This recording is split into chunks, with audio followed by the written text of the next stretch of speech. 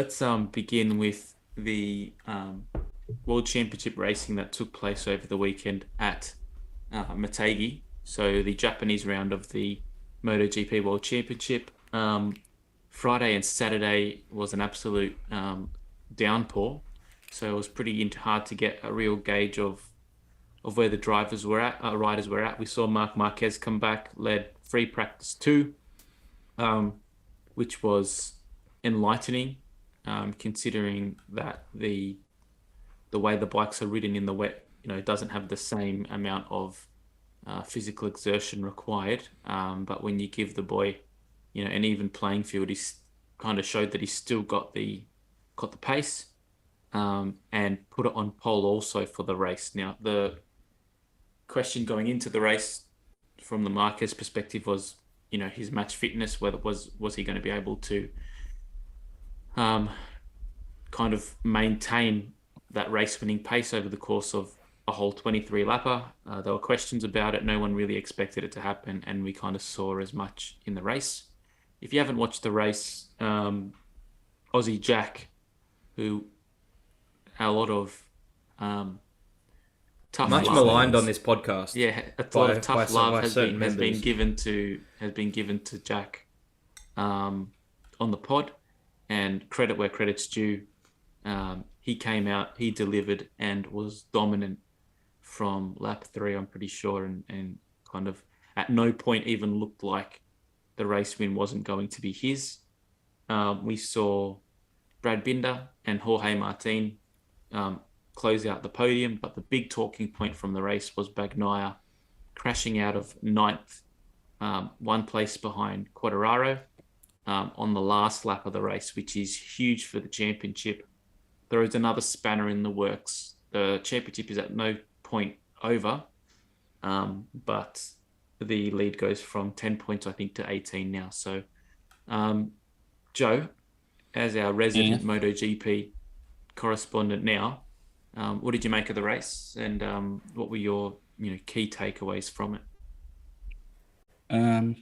First thing first, I don't think we've seen it as dominant performance this year by a rider in terms of just how, I don't want to use the word easy, but how easy it looked for Master Miller from the beginning of that race, to be honest. What did you think about just the ease of his victory first and foremost? I don't want to diminish it but it is his first probably dominant performance out of his 4 wins. The most impressive thing for me was his race in relation to Martin. So, Jack, over the course of the season, has had good races, but has kind of, for a fair few of them, been tussling with the Pramac boys, and kind of the conversation and the questions at times have been, particularly early in the year, before he made the decision to move to KTM, whether his seat was warranted when he was fighting with the likes of Zarco and Martin on the newer bike, on the factory bike. So what was really impressive for me to see was that, in a position that we've seen him before with Martin behind him, rather than having Martin behind, kind of, breathing down his neck, so to speak, he was able to control the race. I've never seen, maybe not ever, because even in Moto3, I don't think I ever remember him having such a dominant race win. I think he had a couple of race wins in Moto3 anyway, but I've never seen him control the race like that's a world champions race win, I think. Performance. Yeah, and I've never seen him have a race that was that dominant, where he managed the tyre really well. There wasn't the typical Miller fade towards the end of the race, particularly with chewing up the tyres. And it reminds you of, a dominant Marc Marquez race, or a dominant Lorenzo race, or a dominant Valle race, or even a Casey Stoner race from all those huge eras and riders in the MotoGP history. So I'm very happy for him, to be honest with you. Really impresses me. It's the fact that KTM, and particularly Brad Binder's, kind of been able to get some performances out of that bike as well in the last couple of rounds. is impressive, and if he's able to take some kind of momentum into next year, and that KTM's able to continue in the upward trajectory that it's in, well, then hopefully it's not the last time we see something like that, because I mean, a lot of the negativity, for use of a better. Oh, you're gone. You've muted yourself, mate. You just muted yourself. Am I back? Yep. Sorry, a lot of the negative comments that have been made about Jack, particularly from my end, have been his inability to seal the deal, and this was a resounding moment, I think, for him. I really thought it was really impressive, but I think I was more than impressed with his poise. The fact that he went with the double hard tires as well showed me how confident he was, whereas everyone was sort of putting a medium or a soft on the rear. He went with all the hard option, so you knew he had the life in the tires. And yeah, like he was by far the quickest Ducati out there. And I'm really happy that he did get if it's his last win with Ducati, he got to sort of leave with a real performance that he can be proud of. I don't think it's his last win with Ducati. With that result and Phillip Island coming up, if he can have a decent race at Thailand next week, I wouldn't be surprised if he did it again. I mean, that was. The word easy comes to mind. So I think over the last 3 years especially, there have been so many good bikes that we've never really seen a gap from first to second. I think maybe Quartararo had one or two races last year like that, but it was like 6 seconds by nearly half race distance, and then you knew he was just cruising. I mean, I felt sorry for Aleix with his engine problem, with his electronics problem on the warm-up lap, which sent him straight to the pit lane. And then I think the real talking points of the race, other than great weekend for KTM, great race for Marc Marquez, on home soil, was the fact that Quartararo and Bagnaia weren't really anywhere in terms of the pace. And then Bagnaia binning it on the last lap when he should have probably just decided to settle and lose 1 point in the championship sort of grand scheme of things. And instead he's wiped himself out and very nearly wiped out Quartararo in the same move. And I do think, looking at the championship ahead, is probably the moment where you realize that this is the difference between the two riders if one of them does lose the championship. Because this is the fifth race, I think it was, that Bagnaia has DNF'd in a championship, and realistically, you can't build a sustainable championship push when you're having sort of great races or good championship races end like this. So we've got 3 races left in the championship, is that right? At this stage, four. So at this stage, even with the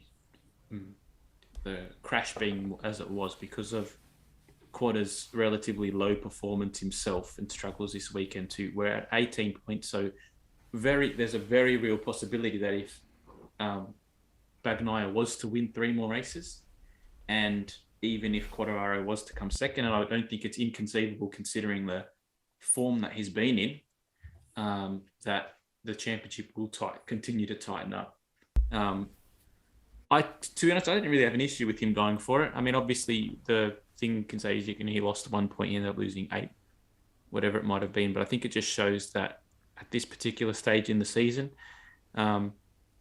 he probably needs to be a little bit more prudent, but he's just throwing caution to the wind. I don't think I feel like he's kind of gone through the stage of having nothing left to lose in the championship, and he's just going to keep, racing as hard as he can. So it's just full sending. Yeah, and you know what? I think in the final reckoning we might have something to say about it, but as it stands right now, if that strategy's been working for him for this second half of the season, then you'd probably caution him not to change too much, because he's dramatically reduced the deficit for this season. Who's your pick? Who's your pick, boys? I still think Bagnaia is my pick for the champion. Just like Quartararo is kind of dog paddling to the finish, and I think he can do enough. But if we get to a track where there's a bit more of a conventional qualifying, where it's not monsooning, and this qualifying threw up a whole mixed bag for where people started the race from. Where Aleix had an issue, took him to the back of the grid, started from pit lane, and kind of took him out of the mix as well. But if we get a conventional qualifying session where all the Ducatis are up the front, then I still think that, and I still think, regardless of Miller's performance this week, over the last 18 months, you can probably count on one hand when he, the races where he was significantly more dominant than Bagnaia. So I would say that it's still Bagnaia's to lose. And if he gets a little bit of rear gunner help from the fleet of Ducatis that are behind him, because we saw, Marini have a good race again this week, or Martin had a good race. Was it Bezecchi? Martin had a good race. So there's still four Ducatis. Bastianini, regardless of his poor qualifying, managed to make it into the top six, I think it was. So there's definitely some rear gunning support that will be there for Ducati. The other interesting thing I thought was with Bastianini behind Bagnaia for what seemed like forever. I don't know if there was a little bit of team tactics there to, that went into that race saying, if you're behind him, you're doing nothing to jeopardize his championship. Did you see the pass that Bagnaia pulled to get back past Bastianini? I can't remember it. I don't think there was any team orders in that, to be honest, mate. That was ballsy as heck. Yeah, fair enough. I mean, there was some. Here's one thing as well I thought about. You can tell how far that Ducati has come when you go to a track like that where that isn't power dominated, and a bike really needs to be good through the twisties. The twisties, they're back. I love it. I love it. Chicken flavor to go through the twisties. Chicken twisties. And they are good. Amen. And that Ducati looks like it's not struggling at all. Even the Aprilia looks more than down for the task. So Maverick impressed me again this week. Yeah, it was a really good race. I think the part that impressed me most was that once Quartararo got to the back of him, he couldn't get past him at all. So I mean, another impressive race from Maverick and Aprilia. So I'm really excited for next year when they can sort of mount a push together as a team. And then I wanted to touch on the whole Brad Binder and KTM thing, because I think I've been seeing, spics and specks of, positivity over the last couple of races. And they probably got a bit fortunate with the cold qualifying situation, but it shows if that bike can be starting closer to the front, it's a definite race contender. And we've seen that this year as well with when Oliveira was starting near the front. That bike has the power to go and has the turning to go. It just shows how when you get stuck in the midfield, how much energy and how much effort it takes to sort of push up the grid. And then when you sort of get to the back end of the race, there's nothing there. So I had an interesting thought when I was watching this race, because we were talking about Remy Gardner and his move to World Superbike next year. And Brad Binder, since really joining MotoGP, dominated Moto2, definitely deserved the move up into MotoGP. As has probably gone under the radar a little bit just because that bike does not qualify, and is able to take it from 16th to 6th or to 16th to 8th pretty consistently. And as you said, when KTM isn't in a situation where it needs to push through some pretty good riders on pretty bad bikes, i.e. the Hondas or the Ducatis that might be a little bit further down the field, when it doesn't have to kind of do so much work to get to the front, and it's able just to maintain the pace with the leading pack, it's there or thereabouts. And we've seen consistently from Brad Binder that if the opportunity is there for him to get a result, he gets it. And I was just thinking, we've kind of spoken about Gardner being hard done by the whole KTM situation and whatever it might be. But what we haven't seen from him is the ability to do that. So what do you make of... You're right there, Joe. You're going through your bloody pores like it's no one's business. I've got a pimple inside my nose. Oh. Like inside the crevice on the outside of my nose. Yeah. For whatever reason, thanks for bringing that up. That's all right. You're still the one that's getting recorded right now. Like you're still on the screen. Yeah, you are. But regardless, we haven't seen enough from Remy in that regard. Would you agree with that statement? And that's kind of why they have let him go, because we're not expecting him to put a season together. But I don't even think we've seen the glimpse when half the opportunity is there. I don't think half the opportunity is there, and I don't think, like I said it from the start of the year, his job from the start of the year would have been just finish ahead of your teammate and, and just learn. Having said that, like what you say is true. He hasn't had a standout performance that we sort of saw Bastianini or Bagnaia have. Well, even just from a KTM perspective, we saw Binder have it in a rookie. We saw Oliveira win a race on that Tech 3 bike. The level you need as a rookie coming in has gone so far since then 3 years ago. Even in 3 years? 100%. Just because there's so many rookies on fast Ducatis now?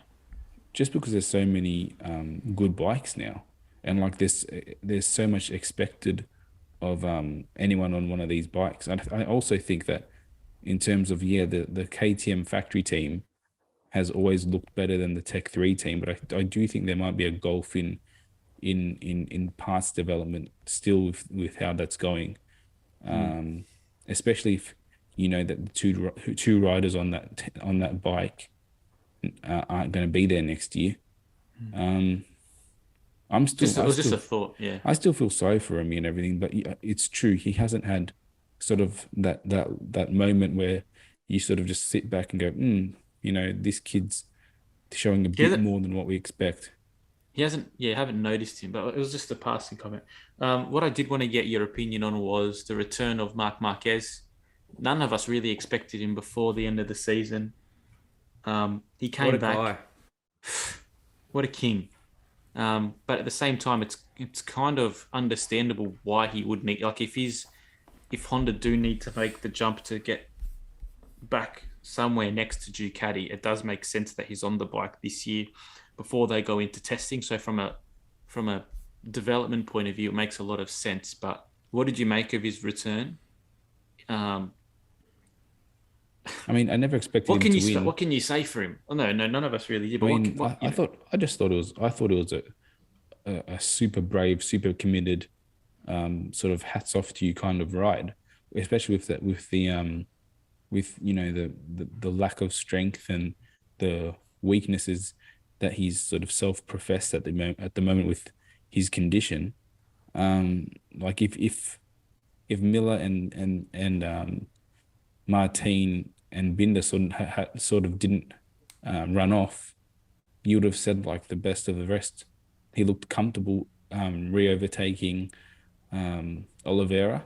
Yeah. I wouldn't say he looked like imperious, but he looked pretty comfortable. So I just thought Honda needed a race like that with him coming back on home soil, just to sort of pump the brakes, calm everyone down, and sort of say, yep. Wait till next year. The king will be back.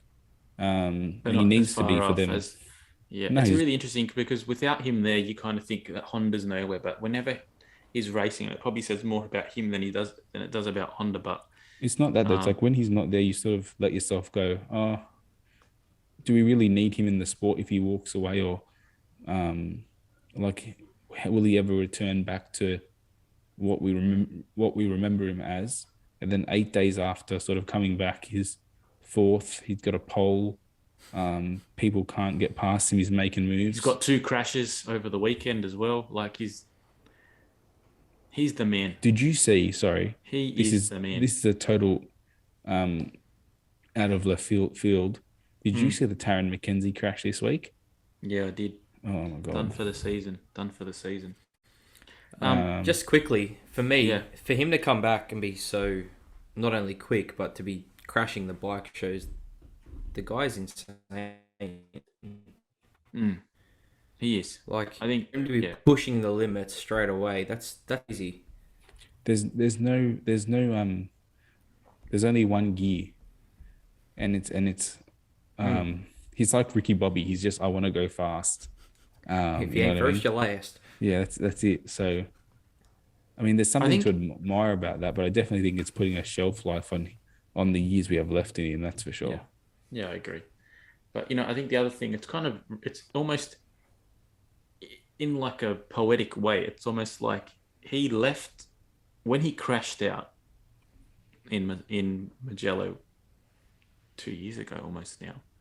He was technically still at the top of his prowess. No one would have argued at that time that he wasn't the best racer in MotoGP. And we saw Mir and Suzuki win a championship, and that kind of came out of left field. And then we saw Quartararo win a championship, and now we're seeing Ducati dominating and Bagnaia pushing for a championship as well. So I think that there's almost a part of him that wants to prove that he's still got it, and he wants to be part of this.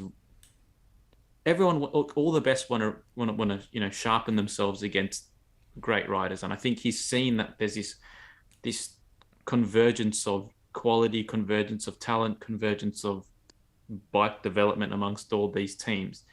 And I feel like if he can get back to, winning ways in this particular era right now, then it might kind of prove to him that he's still the best. And then, who knows, we might see him hang it up after that. But I think for him right now, the thrill of the chase is what's kind of pushing him to get back. And if he re-injures himself and that's the end of his career, in a weird way, I kind of think he's like, so be it. You know what I mean? He's kind of done everything that he needs to do. No one's going to doubt that he will go down as debatably one of, if not the greatest of all time, regardless of whether he reaches Rossi's titles. But do you know what? You can't not admire. Like, you just have to admire him. Like, he's an absolute beast. Have you ever stopped to think that, say Bagnaia wins this hard year, right now? Yeah. Right. So say Bagnaia wins this year, right, and then Marquez was to win next year and ride off into the sunset. You would see in the history books that in the years that were full of his injuries, not one rider was able to sort of grab that opportunity and then sort of make it into a little bit of history, the way Stoner had his moment and Lorenzo sort of had his moment when Marquez doing, like, they always have a gap of years when they sort of own that part of history. And we could see that this might be a little gap where no one's really owned it. That probably speaks to the talent. Like, are you trying to say that it shows how good Marquez was for dominating before that? Yeah, I feel like it will solidify, or at least the years that he was injured won't look as like it was like someone else sort of dominated that era, but it was sort of like three consecutive, that like no one could take. It was just who was the best that year kind of thing. Does it also show how good he has been in an era that we're looking at now? And like, without him, it kind of, with the exception of Ducati right now, without Marquez being in the picture, we've got all these manufacturers that have strengths and weaknesses and good weekends and bad weekends. And for the 5 years before that, we've just seen on a bike that, everyone says Honda's good, but it might have just been that Marquez was bloody. No, the Honda was good. The Honda was good. I think as well, without blowing smoke up his ass too much, it also shows just how much the sport has changed in terms of how many good bikes there are, how competitive it is. And we keep saying that in terms of a entertainment package, how strong it is now. How strong it is now because of the depth in field, and that has sort of really sort of come on strong in the last 3 years. Like